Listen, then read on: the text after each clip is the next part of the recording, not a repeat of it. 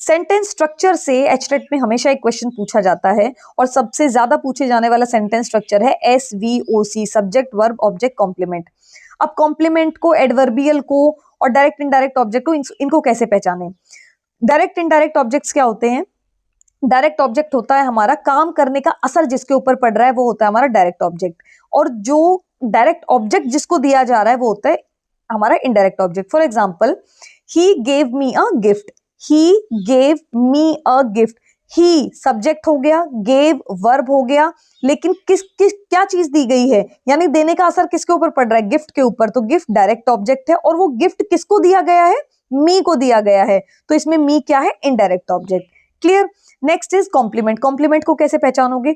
जो भी word subject और ऑब्जेक्ट की ज्यादा जानकारी दे, सब्जेक्ट ऑब्जेक्ट के बारे में और ज्यादा इंफॉर्मेशन आपको दे, वो होता है हमारा कॉम्प्लीमेंट। कॉम्प्लीमेंट दो तरीके हो सकते हैं, सब्जेक्ट कॉम्प्लीमेंट, ऑब्जेक्ट कॉम्प्लीमेंट। ये नहीं पूछा जाता, केवल आपसे कॉम्प्लीमेंट ही आपको पहचानना होगा।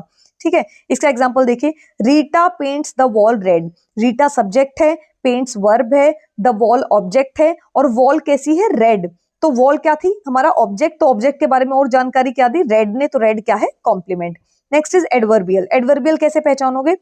जो वर्ड्स हमें प्लेस के बारे में, यानी काम कहाँ हुआ है, टाइम के बारे में कब हुआ है, मैनर के बारे में कैसे हुआ है, और रीजन के बारे में, यानी काम क्यों हुआ है, कब, कहाँ, कैसे और क्यों, इस बात का जवाब जो शब्द हमें देता है वो होता है हमारा एडवर्बियल।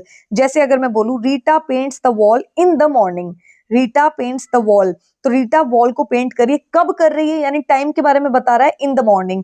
अगर बोलूंगी Rita paints the wall in the park, कहाँ कर रही है? इन द पार्क, तो ये in the park, in the morning, ये क्या है? एडवर्बियल। ऐसे ही शॉर्ट कॉन्सेप्ट्स के लिए हमारे चैनल को सब्सक्राइब करें। Thank you.